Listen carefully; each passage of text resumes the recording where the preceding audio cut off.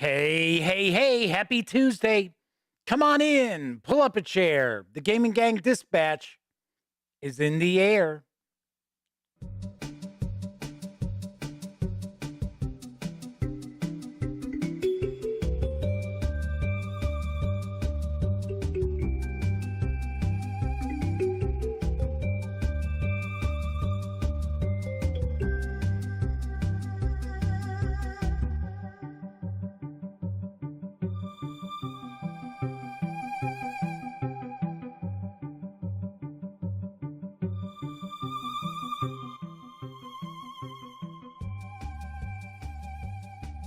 Howdy, howdy, howdy, gang. Welcome once again to the Duct Tape Studios.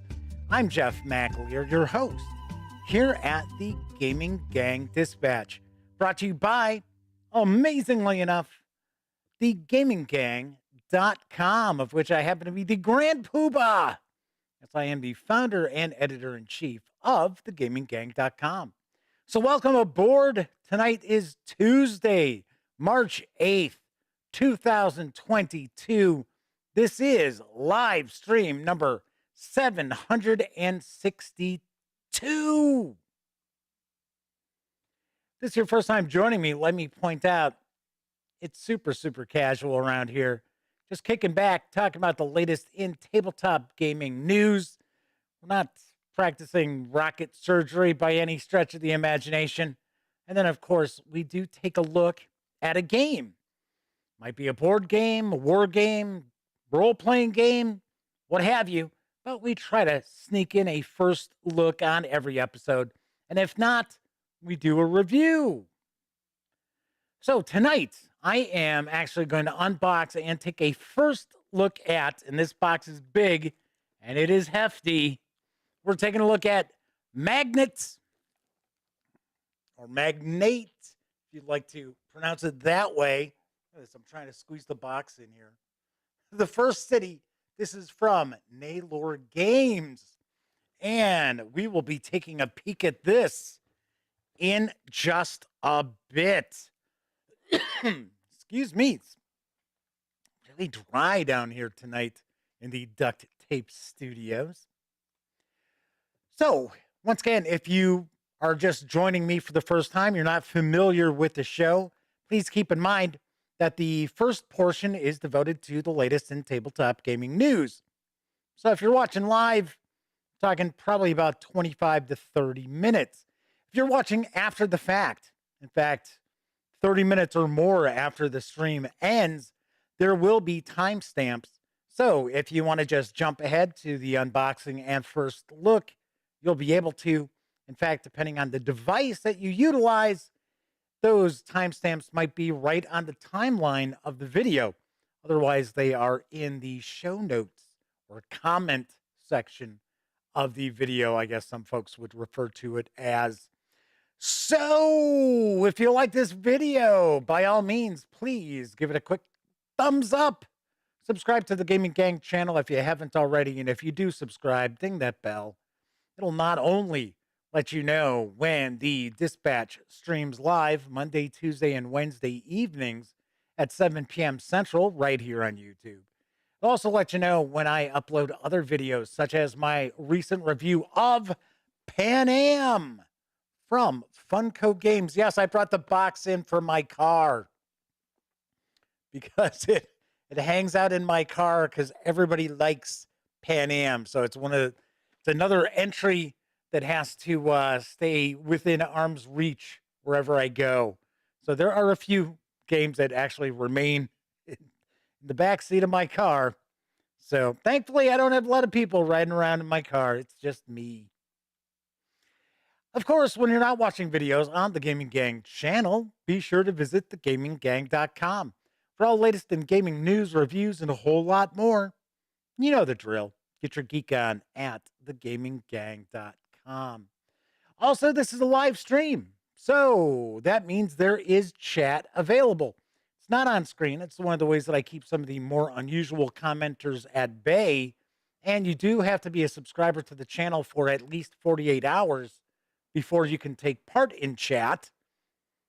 Another way that I keep some of the more unusual commenters at bay. But if you want to say howdy, or maybe you got a question or a comment, by all means, chime in. I will do my best to respond. First out the gate tonight is the Motor City Madman. Yes, our chat moderator, the Madman, is with us. Doug Roberts has popped on in. Mr. Eddie T is hanging with the gang. Omanal, who happens to be one of our role-playing game reviewers over at thegaminggang.com, is hanging out in chat. So is John Vogel. So if Mr. Eddie T is hanging around, we know that Sarah D cannot be far behind. So howdy, everybody. Chat is off and running already. So let's jump on into the news, because arriving next month from Capstone Games is the eagerly anticipated print run of Ark Nova. Here's the latest. In Ark Nova, you'll plan and design a modern, scientifically managed zoo. With the ultimate goal of owning the most successful zoological establishment, you will build enclosures, accommodate animals, and support conservation projects all over the world. Specialists and unique buildings will help you in achieving this goal.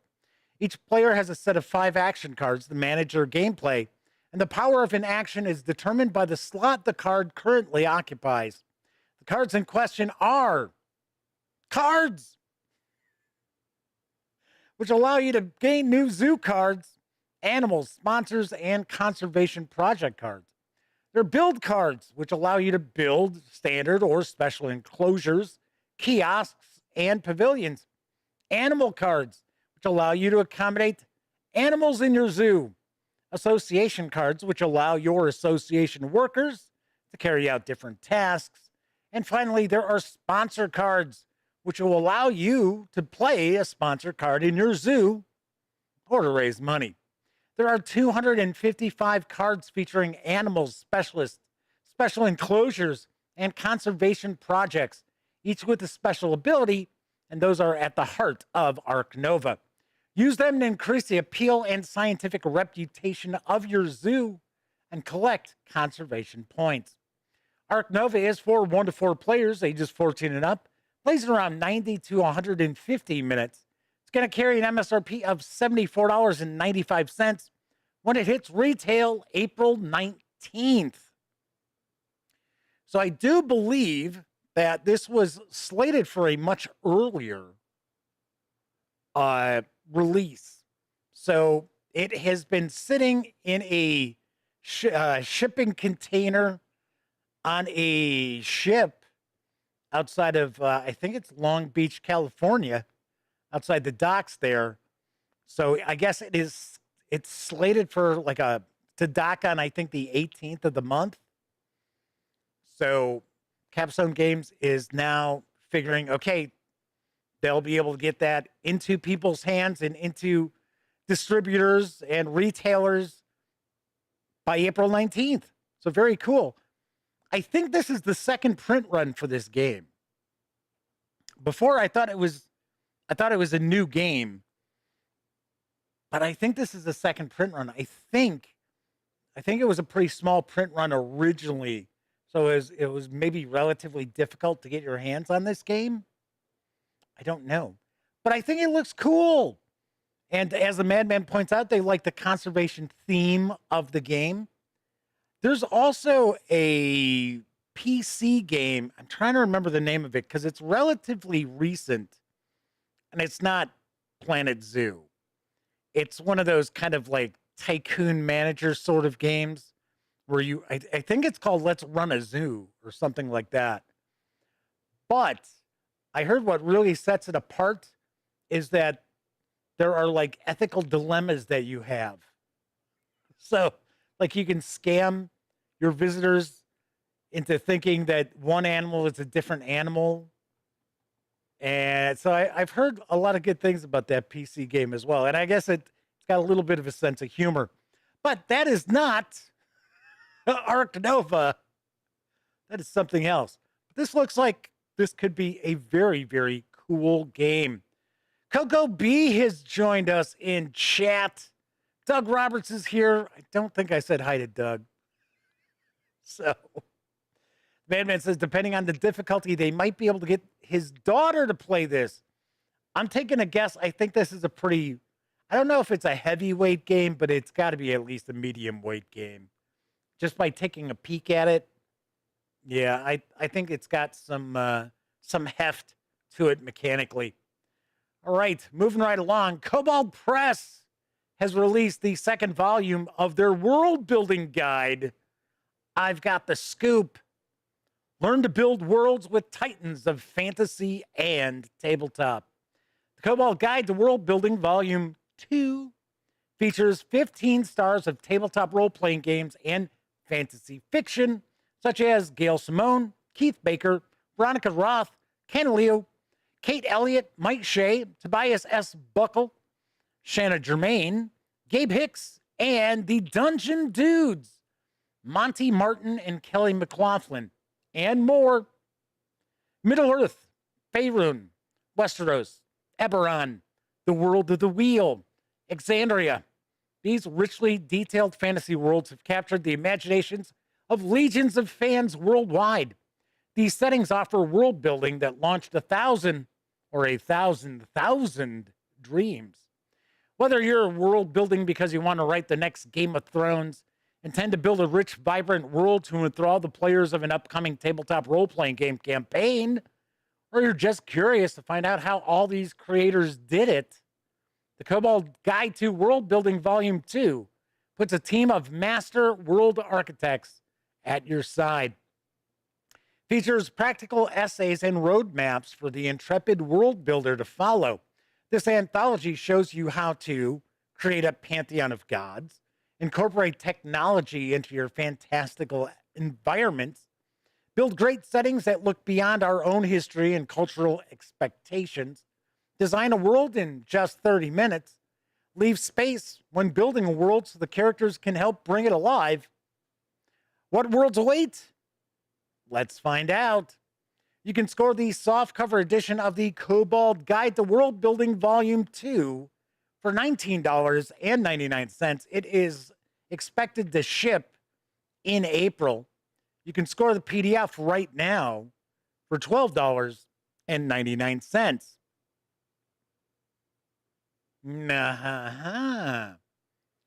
Kind of interesting. They've got Gail Simone on board. So Gail Simone is very well known for her comic book contributions, especially Wonder Woman, Red Sonja. I mean, she's done tons of stuff, but that's what off the top of my head I know she's been really well known for. And the funny thing is, I could have swore that she's just started to get into tabletop role-playing games. In fact, I think it wasn't too long ago she was asking for some advice on what role-playing game to check out. And of course, I'm sure she was inundated with, 5e, recommendations. 245 Trioxin is with us in chat. Omanal says all games should be judged by heft. Batman says they've been considering creating their own campaign based upon the Rot and Ruin book series by Jonathan Maybury. I am not familiar with that series. Not at all. I had to chuckle, though, how it's like Exandria in the same breath as Middle-earth, Westeros, The World of the Wheel. It's like, come on. Eberron in the same breath. It's like, come on. Disavow 92 is now with us in chat too. Got a good chat going early so far. Arriving at the end of the month from Fandom Tabletop is the Tales of Zedia, the Dragon Prince role-playing game. Here's the skinny on the game. Tales of Zedia, the Dragon Prince role-playing game, is about characters who experience love, war, family, heartbreak, and triumph in the world of the groundbreaking Netflix animated series. Your stories come to life around the game table with the award-winning Cortex platform. The possibilities are as limitless as your shared imagination. Capture the spirit of this wondrous world Play elves or humans from all over the continent of Zadia. Forge alliances, uncover secrets, engage in mighty battles, and protect those you love from peril and prophecy. Become part of the unfolding story of the Dragon Prince as you and your friends join a growing community of fans telling new tales of Zadia with official, organized play scenarios and content. Primed by Cortex, an expansive, award winning tabletop role playing game system designed by Cam Banks, adapted specifically for the world of the Dragon Prince, and natively supported by a digital platform to enhance your experience. Never before seen content and lore backed by the creators of the Dragon Prince are included. This includes narrative focused traits and archetypes, quickly bringing your characters and stories to life and making them feel like they truly belong in the world of Zadia. Simple dice pool mechanics, which you add two of your dice results together and compare against an opposing roll, uses gaming dice 4, 6, 8, 10, and 12 sides. You can focus on playing instead of searching through rules. The digital tools make gameplay faster and keep the fun at the front as you bring all the magic and wonder of the Dragon Prince to your table. There's player-centered choices which influence the story by gaining the support of powerful allies or making dangerous enemies. Catalysts are key characters whose values and significant assets grow and change based on player decisions, allowing for dozens of potential outcomes and twists. The core rulebook for Tales of Zadia, the Dragon Prince role-playing game, is going to arrive March 31st. I do not have a page count, unfortunately. It does carry an MSRP of $49.99. Gotta say, this looks good. This looks pretty sharp. Yes. I'll be the first to admit I have not watched this anime. I know it was, if memory serves me correctly, I believe this anime was created specifically for Netflix. And I heard it was pretty good. And I think there's 2 seasons of it.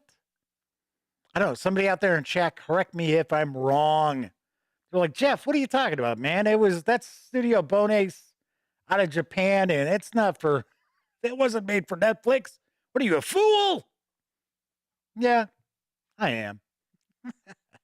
But I gotta say, this does look pretty impressive, production quality wise, at least the artwork and some of the pages that we're taking a peek at here. I gotta be honest, I'm kind of surprised it utilizes the Cortex role-playing game system, those mechanics, because aren't they? No offense, absolutely no offense whatsoever. It's Cam Banks. I thought that system was kind of dead. I think it was. I guess maybe the reason why I think that is because Margaret Weiss Games is sort of dead, sort of, went the way of the dodo effectively. I don't know if they're really out of business, but I know the Cortex system was so integral to their game systems. So I don't know. I have no idea. Nathan Lewis has joined us in chat. Welcome aboard. I think this might be a first-time visit in chat for Nathan. Says, great show. Thank you very much. Definitely appreciate the kind words. Always like kind words. So, moving right along, there is a fresh bundle of holding that's arrived. It features the superhero role-playing game Masks, a new generation. Here's the details on the deal. Hero! This new Masks bundle presents Masks, a new generation. Brendan Conway's tabletop role-playing of young superheroes from Magpie Games. Masks, a new generation, adapts the Apocalypse Engine rules for stories in the vein of Young Justice and Teen Titans about up-and-coming heroes, their battles, interpersonal drama, youthful angst, and dazzling bravery. How come they didn't mention, like, Young Avengers or even X-Men? New Mutants? What's with the DC name dropping? No Marvel name dropping? Your team of young supers must forge your own path amid the pressures of a world telling you what to do and who to be, and kick some butt along the way. This new offer brings you the entire Masks line for an unbeaten bargain price. For just $12.95, you get all 5 titles in the complete collection with a retail value of $55 as DRM-free PDFs. It includes the complete Masks and New Generation Core Rulebook, which was previously part of the September 2017 Apocalypse Engine 2 bundle, plus the Masks Phone Edition PDF, and all 3 supplements, Unbound, Halcyon City, Herald Collection, and Secrets of Aegis. It's everything you need to figure out who you are and what kind of hero you'll be. These savings run through March 23rd. 10% of your payment after gateway fees will be donated to this offer's pandemic-related charity, Direct Relief. Sweet. This is another role-playing game I have always heard good things about. And it's powered by the Apocalypse, so it's not super difficult to get the players into. I got to say, from my experience, at least just reading through some of the PBTA releases out there, including Dungeon World and Apocalypse World, where, the Apocalypse engine comes from, I've always had the feeling that powered by the Apocalypse is much, much tougher on the game master than it is the players. I mean, far more so than nearly any other role-playing game I have encountered. Now, that's not saying that it's extremely difficult for a game master to run a powered by the Apocalypse game. It's just the mechanics are very different than what people are used to in a standard tabletop role-playing game. A bit different as far as just kind of creating these situations where it's like, okay, so you can succeed and this happens, you can fail and this happens. It's kind of interesting. One thing I got to admit, when I was reading through like Apocalypse World and Dungeon World, I thought to myself, this keeps game masters on their toes, that's for sure. All right, my final news piece. Grim Press has released the 5th edition Fiend or Foe Folio. That kind of rolls off the tongue. Here's what I know. Friend or Foe Folio gives game masters 100 named non-player characters, each with beautiful art, lore, personality traits, and a 5e stat block. These NPCs can easily be dropped into any 5th edition Dungeons & Dragons game with no preparation. Well, you'd have to read the pages. That's some preparation. As their motivations are clearly detailed. In addition, each NPC has unique quest hooks. Quickly expand your ongoing campaign with new adventures for your players. Friend or Foe Folio contains named non-player characters. Introduce your players to 100 new NPCs, each unique with art, lore, and game stats. There are over 200 quest hooks included. Enjoy a fully illustrated book with over 100 pieces of amazing grayscale artwork by Tomasz Chistowski. I'm sure I mispronounced that. Each of the NPCs is broken down by challenge rating with hyperlinks within the PDF so you can quickly navigate the book. It's 120 plus pages, so there's no shortage of content here. These NPCs are sure to be a mainstay in your D&D adventures. The 122 page, that's right, it's more than 120, Friend or Foe Folio for 5th edition is available in PDF over at Drive-Thru RPG for $14.99. It is currently on sale for $9.99. So it's like a third off because of its launch. I think this just came out like a couple of days ago on Drive-Thru RPG. As the Madman points out, says, hey, they're really liking the artwork. I think the artwork looks very cool as well. I'm very surprised that it's grayscale. I would have thought this would be color artwork. Now, I understand if they were going to do a print on demand, they want to do grayscale, keep the price down so it's not turning out to be a $55, 122-page hardcover.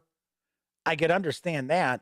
But as a PDF, I'm kind of surprised it's in grayscale because there really shouldn't be any difference in pricing as far as selling a grayscale, black and white, or color PDF. But this could be kind of interesting. That's why I am sharing the news piece with you. That's it for the news on tonight's show. Of course, I was just talking about Drive-Thru RPG. Please keep in mind, the Gaming Gang is affiliated with the One Bookshelf sites. So if you are going to visit, say, I don't know, Drive-Thru RPG, please stop by thegaminggang.com first. Click on one of our banner ads. That way, if you happen to make a purchase, I get a small portion of that sale. And all those nickels, dimes, and quarters really do add up and help keep thegaminggang.com around. Also, if you like this video, if you dig the YouTube channel, if you feel thegaminggang.com is of value to you, essentially, if you like what we do, you can always buy me a cup of coffee or some soda by swinging on over to paypal.me/thegaminggang and making a small donation. And thankfully, there are quite a few people out there who utilize the One Bookshelf site links and who swing over to PayPal and make a donation from time to time. So thank you very, very kindly. Doug Roberts says, hey, just get some crayons, color in the friend or foe folio in yourself. I would think colored pencils would probably work better. But then again, it is grayscale. So that's going to be a bit tough. It's not just line art that you could fill in. Like I've said before, I have encountered like old AD&D monster manuals, first edition AD&D monster manuals that were colored in.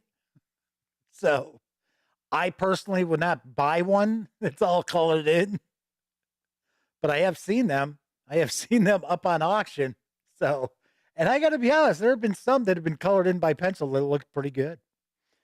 Okay, so before we jump on into Magnate, did want to mention, I was talking about how I got together with my best friend Elliot Miller, his son Brian, and my brother Greg on Saturday to play some games. And I had a couple of people email asking, what did you guys play? So if you follow on Twitter, or if you friend me on Facebook, which it's just me, there is a Facebook page for the Gaming Gang, but I don't always. I just usually post, the news pieces and shows and that on that. But on Twitter, I had posted a picture. First off, we had played Black Orchestra, which, if you are not familiar with the game, what it does is it's a historical game set prior to and during World War II. And it's essentially Operation Valkyrie, where these various different people were plotting to assassinate Hitler. And of course, to win the game, you have to assassinate Hitler. And a very interesting game. It is not an easy game to win at all. In fact, usually you lose. We actually won super early in the game.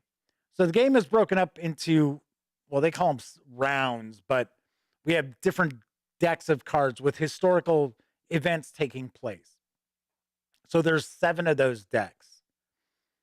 So we were only like 2 or 3 cards into the third deck, the third round, which is basically right around the fall of France. So like 1940. And we got him. we bumped off Hitler. We assassinated the Fuhrer.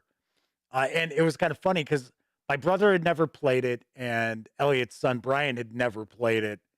And here it turned out it was my brother who got to bump him off. And it was funny because everything just fell into place. I was like, oh my gosh.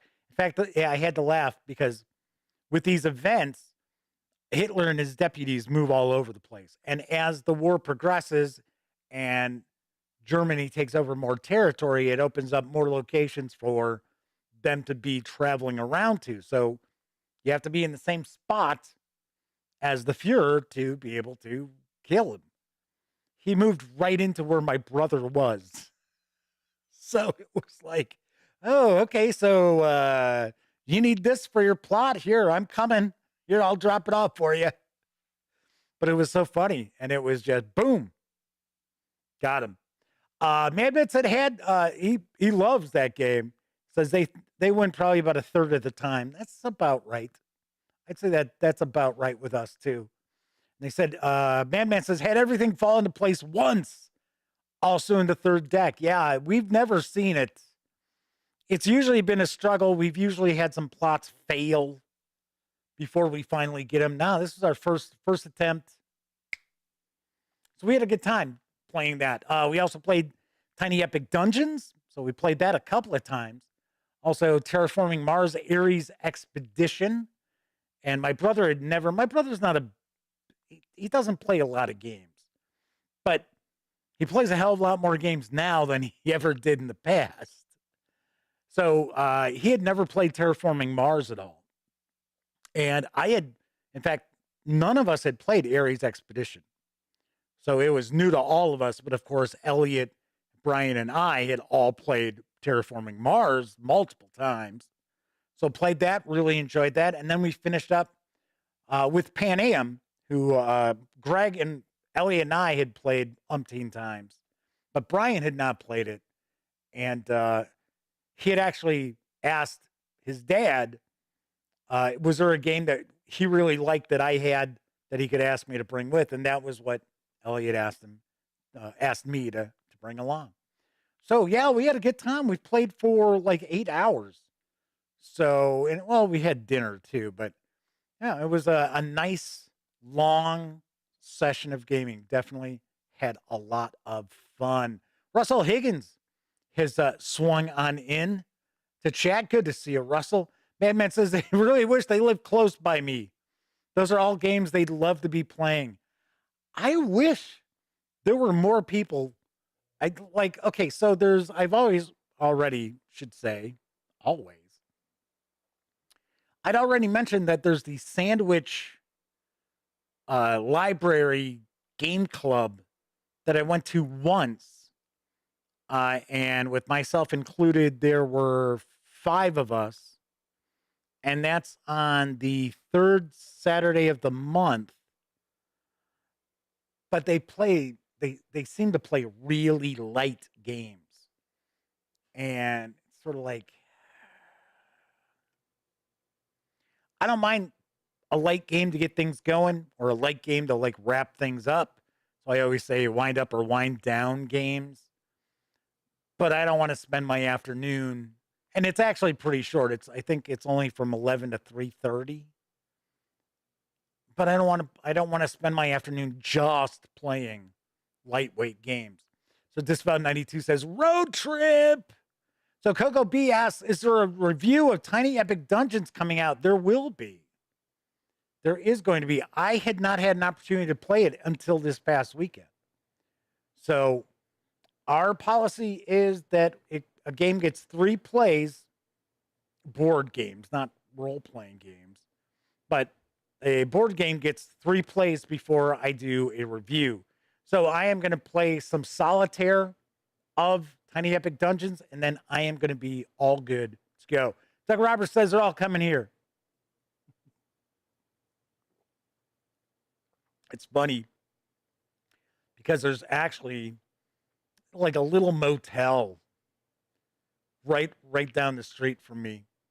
And there've been, I don't know if it's a dump or what. I mean, we're not talking about, So it's like one of those motels you see when you're like traveling out to like go fishing or something, and you drive past a little motel in like middle of nowhere kind of thing. But there's been a couple of times I've thought about, hey, I should, check to see how much a room would be and actually play some games up there. Because it's just really can't play here. So Mr. Eddie T says they'll bring some burgers. Well, Mr. Eddie T and Sarah D supposedly don't live too far away. I don't know. I don't know. They're a little shifty. I'm not sure. I'm kidding. So door face outside or inside? I think they face, I don't know. I've never actually been there. Doug Roberts says, oh, the Psycho Hotel. No, it's hard to explain. I don't even know if it's still open. I think it is. Who knows? All right. I'm sure it's just one of those little nowheresville kind of motels that you see. I don't think I've ever stayed in one, but I've seen them. Okay. So tonight I am going to be taking a first look at Magnate, the first city. But before we do, a short intermission. Hi, folks. I'm Rico. Oh, Nacho. He's Peppy. See? You can find us at the concession stand in the lobby. Along with all sorts of other tasty goodies. See? Rico's Nachos, a refreshingly new and different snack discovery. Chock full of high-quality ingredients, crisp, fresh tortilla chips, covered with creamy aged cheddar cheese, topped off with zesty jalapeno pepper rings. Rico's Nachos, out of sight. Remember, folks, we're the new star at the snack bar, Rico's Nachos, a new taste treat you can't beat. See? Rico's Nachos, on sale at the snack bar now. Yum, yum, yum. Rosalie gets a safe room for nachos. 245 tracks and says, I used to work at a roadside motel. There was always something shady happening. Yeah, I'm sure. But with this place, maybe it'd be like no-tell motel kind of thing, but rarely do I see like more than one or two cars when I drive past it sitting there. So, don't know. I have no idea. Jason Brantley has joined us in chat. Good to see you, Jason. Thanks for swinging on in. So there was some Rico's Nachos for you, which I have to laugh because I think that's from like 1980. And it's like, ooh, this crazy new treat, nachos. But I guess Rico's was actually the first company that had concession stand nachos. So if it was not for Rico's, who is like Rico's a person, it is still around. The company is still around. I think they're out of Texas. So just thought that was kind of a funny little intermission ad there. All right, as I mentioned, tonight we are taking a look at Magnate, the first city from Naylor Games, designed by James Naylor, with artwork provided by Donald Haggerty, Z. Lee, and James Naylor. Game is for 1 to 5 players, ages 10 and up, plays in 1 to 2 hours, carries an MSRP of $89. Let's swing on over to the other camera because here I've got Magnate, and this is a big old box. And as I can see, the stupid camera is messing with me again. Oh, boy, I tell you. You know what I think it is? I don't necessarily think that this is a problem with the actual Sony camera. I think it's a problem with this Elgato video capture card, which, to be honest, I really don't think I need to use anymore because during the pandemic, all these like camera companies who would not let you use the video process of their cameras to use as like a webcam changed their ways. Sony was one of them. Yeah, see, now we're getting a little bit of that that color, which I got to be honest, I don't see that. I don't necessarily see that in the actual camera itself. Like I said, I think it's this Elgato piece of shit. So, which you used to have if you were going to stream anything from a camera. See, there, did it again. Yeah. All right, hold on one sec. That drives me nuts because it's going to do that throughout. So hold on. We've played around with this before.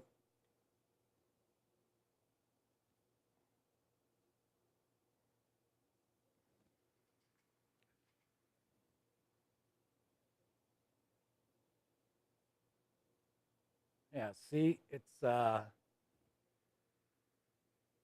is from like interesting video effects. Yes, aren't they? They're fantastic. All right, let's go mess with this again. This is like the third time in 2 weeks that this has happened.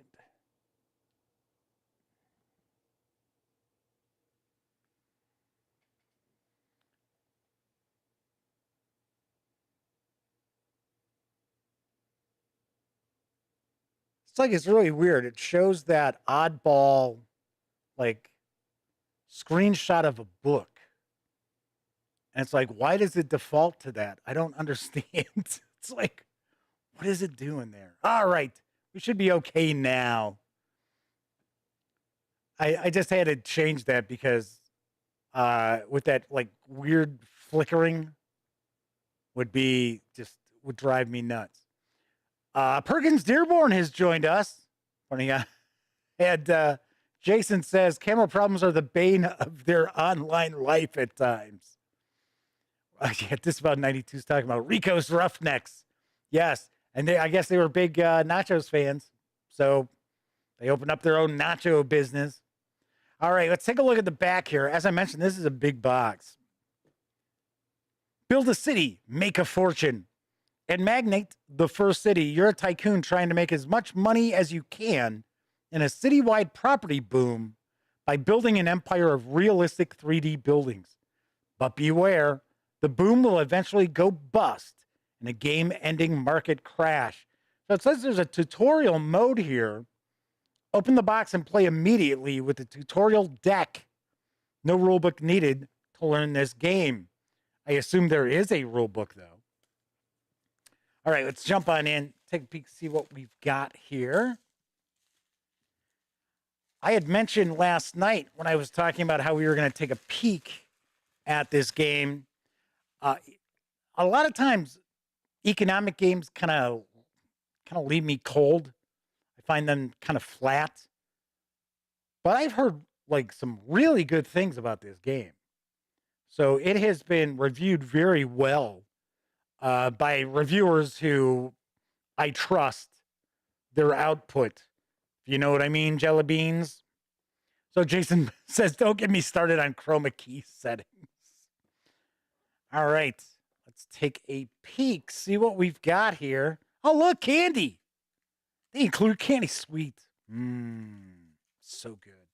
I also have a little promo pack that we'll take a peek at. I think this promo pack was for Kickstarter backers, and it's like game cafe and game companies and stuff like that. So we're going to have, it looks like we've got tiles to build our city, so that we've got probably a little bit of a different layout every time out. We'll take a peek at that in a sec. I think these are wallets to hold your cash for the different companies. Here's our rule book. So we'll take a look at that first. We've got some different boards. We've got plastic buildings, different types of buildings here. bunch of dice. We've got some counters. I believe that we slide these into the buildings. I think that's what I saw was going on there. So we've got some decks of cards. Looks like this is the tutorial deck of cards.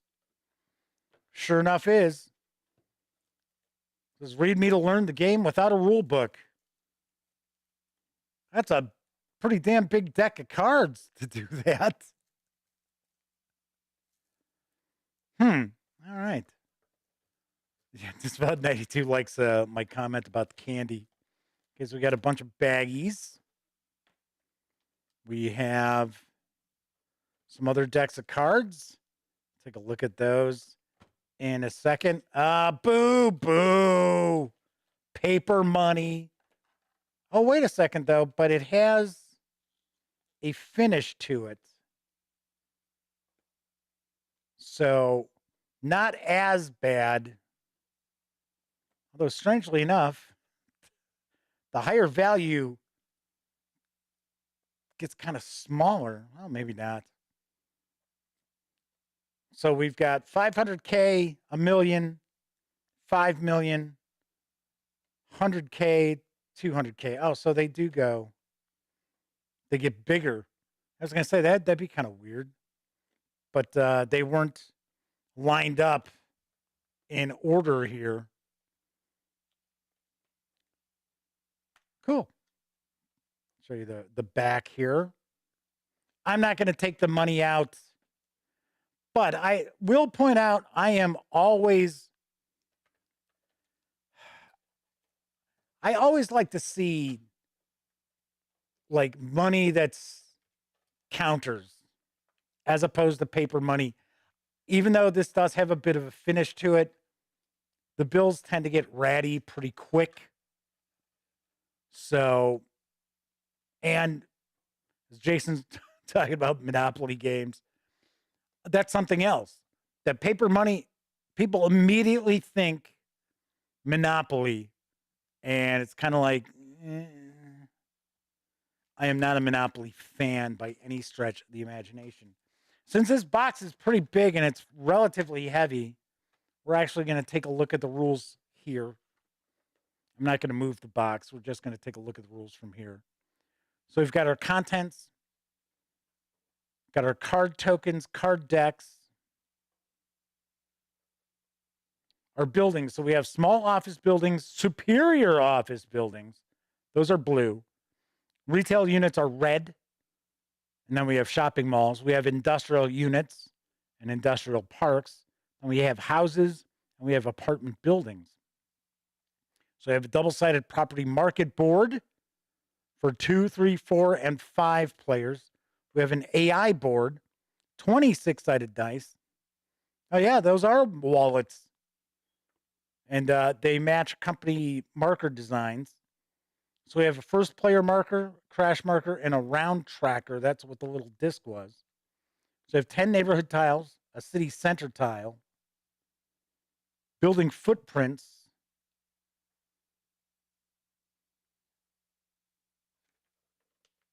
so here we've got the setup. So we're going to set up the city center in the middle. And then we're going to place, looks like we've got 6 neighborhood tiles around it. So that means you're not going to use each and every tile. So you'll have a little bit of variation there. Talking about getting the city ready. I can see why this has a deck of cards. So, Perkins Dearborn says they found the Mad Magazine board game at a garage sale for $2. That's pretty wild. I never knew Mad Magazine had a board game. What, me worry? So for player actions, buy land, build or rebuild. You can advertise. I'm assuming you're advertising in order to get residents. You can consult. You can sell. It says, unlike in another famous property game, which is being mentioned in chat, Giving up ownership of your property is not bad. In Magnate, it's quite the opposite. As all good developers know, selling at the right time is the most efficient way to make money. Selling a plot can make you more money than the rental income it would have earned in an entire game. All right. So we got a property market. Got some advanced rules with our tenant subtypes. Those are those tokens that we saw that I think you slip into the plastic buildings. So there's an AI mode. So you can use a card-driven AI to replace a human player in the game for any player count. So Jason says, at least it's not Gloomhaven where you need to buy an organization tray separately. Yeah, I was really surprised by that. I was like, for the price that Gloomhaven goes for, that's, I don't know. So like everything's like slammed in there. So when you take it apart, take everything out, you're like, yeah, you're in trouble now. So Madman says they did offer one for Frosthaven though. So scoring aid for plot sales in the millions. So land value and plot value, that tells you how many millions of dollars you gain. So those are the rules. Once again, we have a deck here, which is our tutorial deck. Just take a quick look at a couple of the cards. See what this looks like.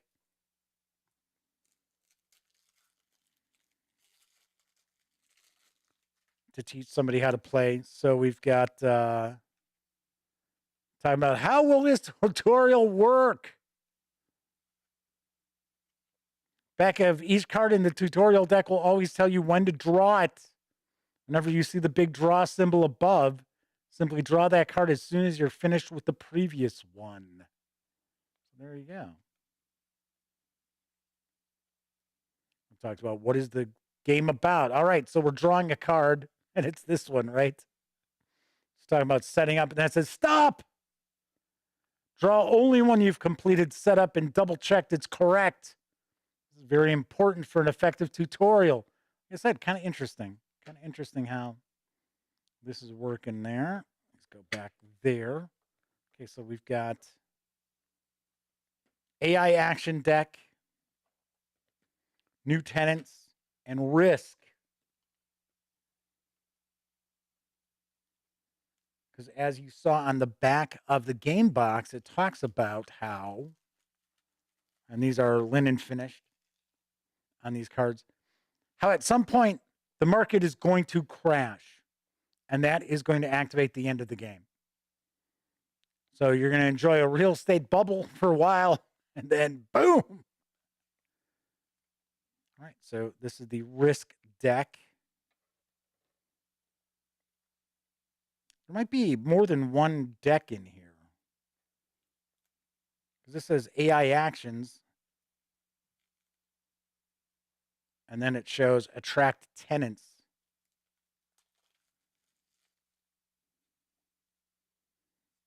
Nope.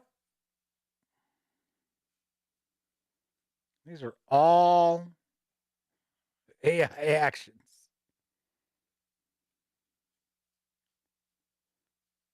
I'm not sure what the numbers mean, though. Part of the round or number of players? I don't know. All right, Jason's rocking out. Says it's about 2 a.m. In their neck of the woods. Thanks for swinging on in, Jason. Always nice to have you swing by and hang out with us in chat. Okay, then we got new tenants.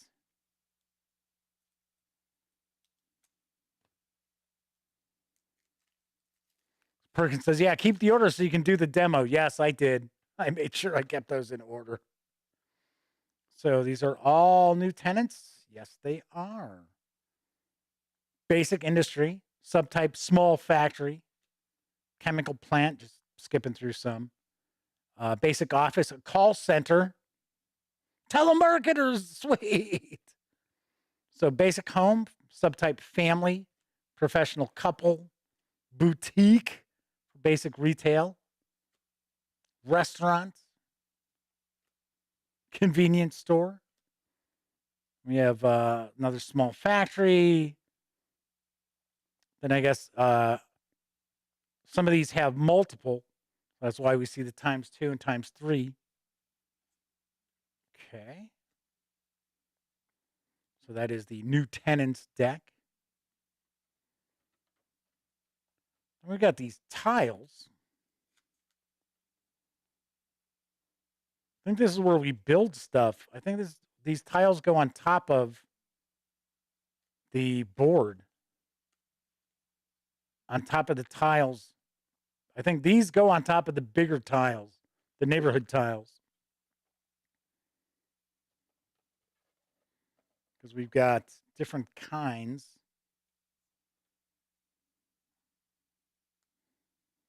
Yeah, so this is, I think these were office. Blue is office, I think.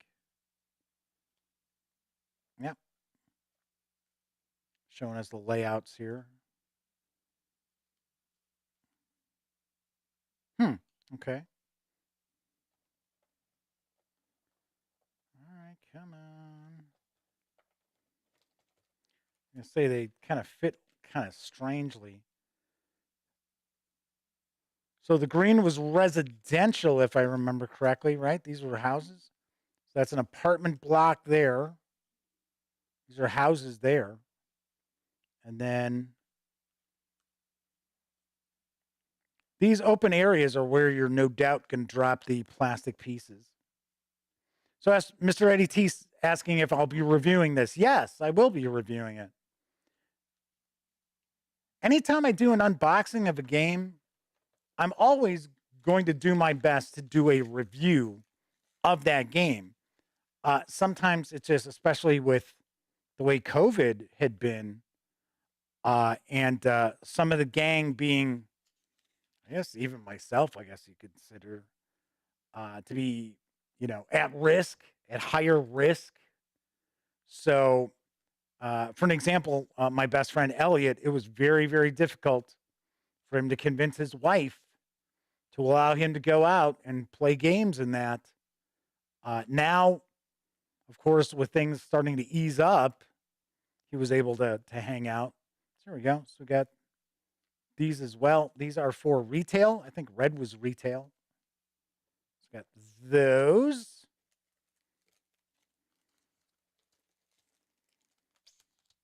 So here we've got the various different buildings. You know what? Let's quickly take a look. Let's take a peek at these neighborhood tiles.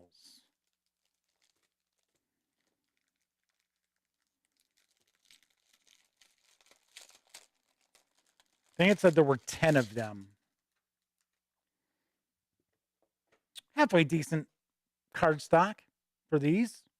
So as we'll see, these will be a bit different. Nature reserve, train station here. Looks like this is a suburb. Halestown. Ridgeway. Matthews Yard. Morel Grove. The municipal airport. Hopefully there's not any residential around there because that won't be fun. All right, so Lindahl and the container port, as well as that is our city center. I can tell that's our city center there. So we've got those. Let's take a look at some of these buildings here. So I saw in the back of the box that this is our first player marker, this toy, which actually articulates.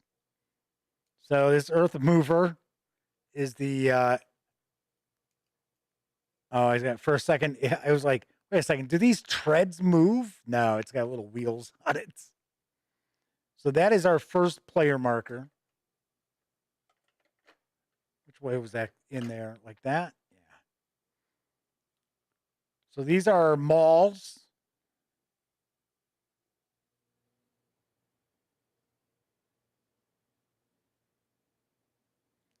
solid plastic, I'll tell you that.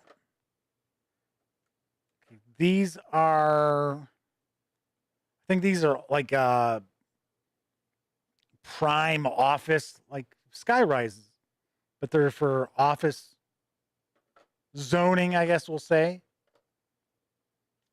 And then these are just regular office buildings. So that's what we've got with those. Here we have, I'm trying to remember what yellow was.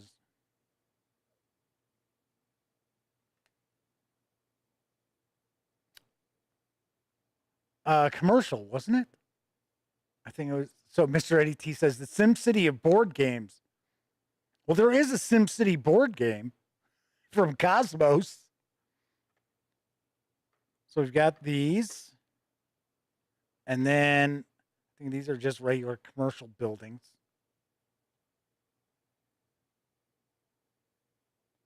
I gotta say, you know, pretty nicely done here. They've got detail to them.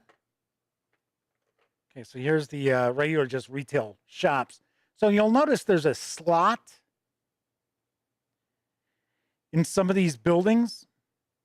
And I think that's where we slide in these residents, the tenants. I think they slide into, so they kind of stick out, show you what they are. Okay, so we've got some houses. These are just the houses.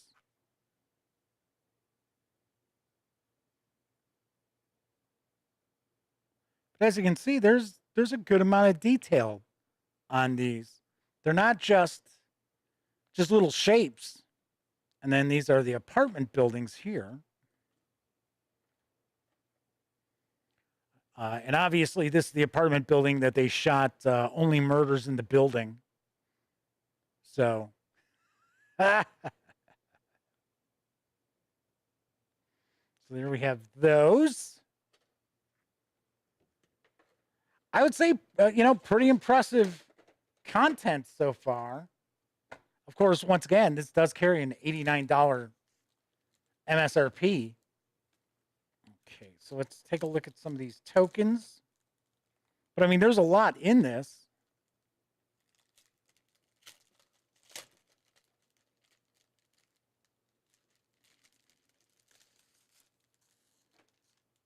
So here we've got like convenience stores, students, professional couples, restaurants, boutiques,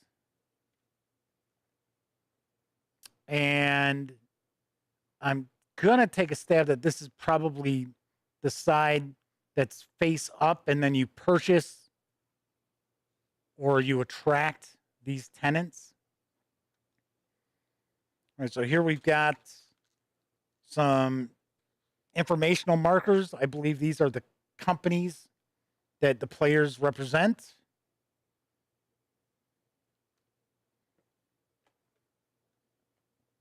Got some more tenants here: family, warehouse, small factory, call center, law firm, tech company, boutique, and then some more informational tokens as well. I can tell that these are cut pretty nicely because as I was holding them, they want to pop out.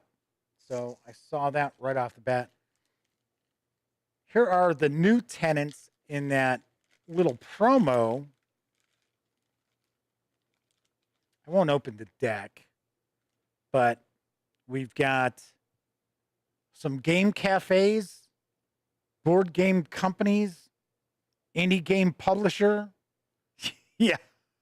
An indie game publisher that's going to be in a high rise. I don't know about that. Game distributor. Oh, look, it's Alliance. So, but interestingly enough, they're the same on both sides, not like the others that just show what category they fall into. I'm going to put that deck down in there. So we also have some boards here. So we've got an AI board.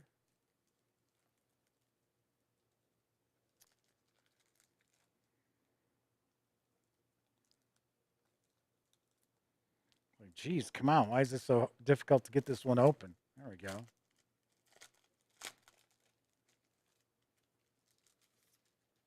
Okay, so here's the AI board. So it's look at that. I like that. That's kind of cool on the back of it. So here's the AI property holdings.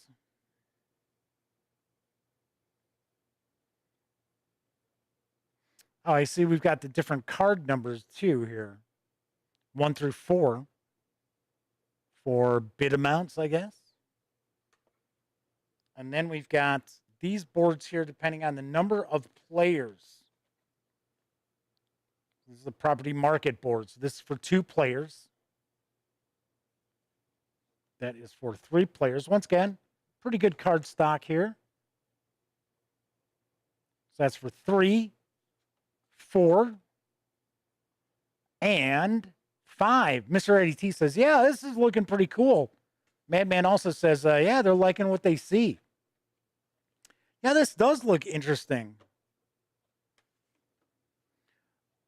It's got some visual pop to it as well, which is, in my opinion, that's a big deal because, as I said, a lot of the economic games out there just are very dry. They don't have a lot of personality. A lot of times they look really boring. just the color palette and everything. Okay, so these are the little wallets. So these are just little wallets for you to keep the money in for Penforth, Davy, Grayfield, Your Home, Vector Properties, and the Humble Foundation. All right, so that is that there. Perkins is asking what the age range is. This is for ages 10 and up. I gotta be honest though, taking a look here, this looks like this could be relatively complex. So I'm thinking maybe 12 and up. Like I said, I don't know. Haven't really checked any of this out yet. Just taking a peek on through here. So we've got another insert here for us to place all the tokens that we punch out and everything. So that's cool. Very nice. And this plastic it's not super thick, but it's not real thin. Like you see, sometimes we get these little inserts that have like plastic lids on them that just tear up, just break apart really easily. That is not the case there. All right, so I'm going to put these back in as well. So this is just jam-packed with goodies. Tell you that much. And of course, I'll sort everything out and put it back around the right way later on. So that is Magnate, the first city from designer James Naylor and Naylor Games. Once again, this game is for 2 to 4 players, ages 10 and up. Oh, I should say it's for 1 to 5 players because you do have the AI available to you that you can put in. So it is for 1 to 5 players, ages 10 and up. Plays in 1 to 2 hours. I'm guessing 4 players or more, you're really looking closer to that 2 hours. And it does carry an MSRP of $89. It is available right now over at NaylorGames.com and probably some of your finer game stores and online retailers. Sweet. Very cool. Do want to point out that Naylor Games were kind enough to provide me with this review copy. And of course, it goes without saying, as always, neither I nor anyone else affiliated with Gaming Gang received any other sort of compensation for me to share this coverage with you. These days, it's very important that you know that, especially when you see some other people out there who are doing like it's an unboxing video or or what have you, and all of a sudden it's like paid promotional content. Shoot. All right. So that is a look at Magnate, the First City. On tomorrow's show, if it arrives in time, we are going to take a first look at the new release from Wizards of the Coast for Dungeons and Dragons. It is Critical Role Call of the Under. Oh, I'm sorry. No, it's Netherdeep. Call of the Netherdeep, which I believe hits stores on the 15th, and it is supposed to arrive tomorrow. But on occasion, FedEx screws things up. So if it shows up, that is what we're going to be taking a look at tomorrow. So I would say most likely that is what we're going to be taking a peek at.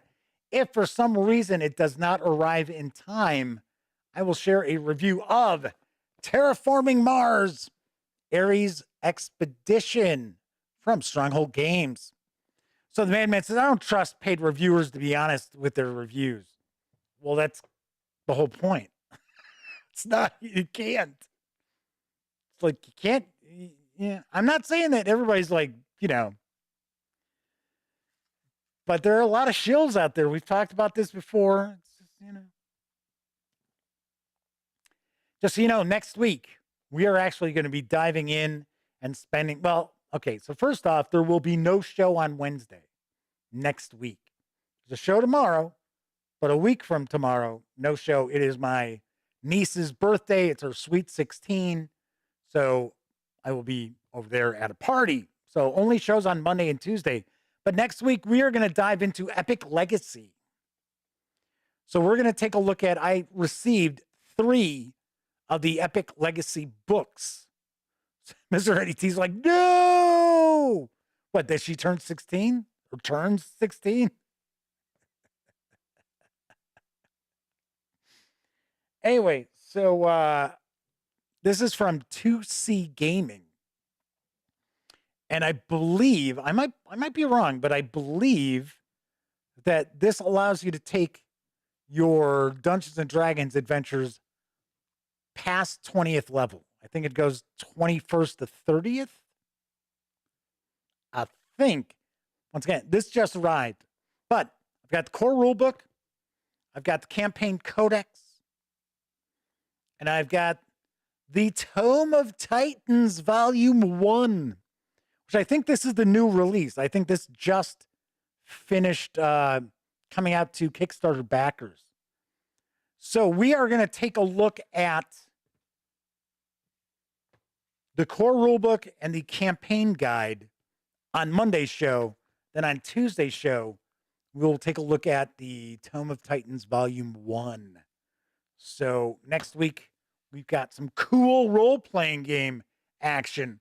Perkins mentions that they bought the core rulebook. It is very cool. Sweet. So we will be taking a look at that next week. Doug Roberts says, we'll allow for the girl's birthday. Actually, I already joked that I couldn't make it because I had a show. Sorry. I got a show that night. I can't make it. Madman says his daughter's going to turn 20 in June. So it seems like yesterday she turned 16. Well, it's not that long ago. It's like if you were like, oh, yeah, she turns 37. It's like, whoa, yeah, that would be a long time.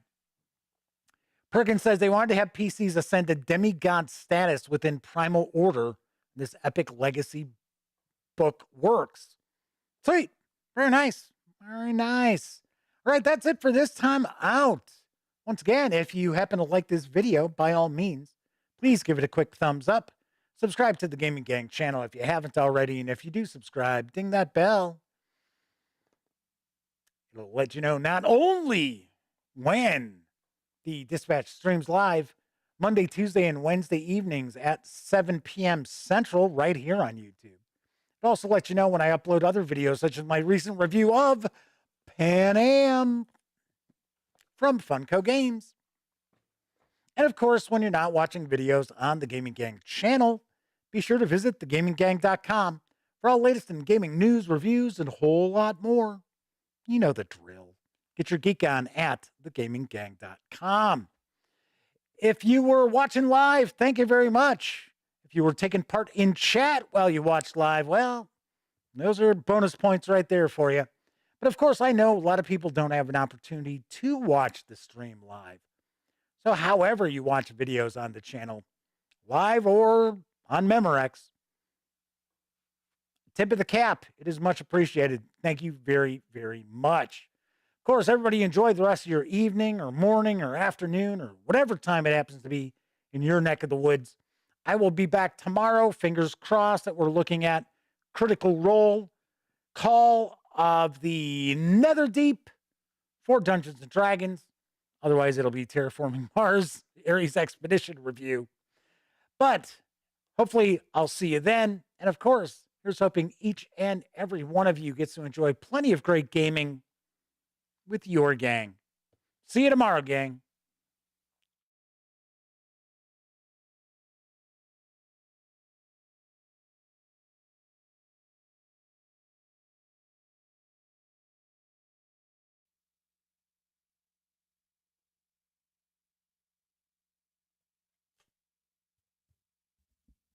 Oh, hey, you're still here.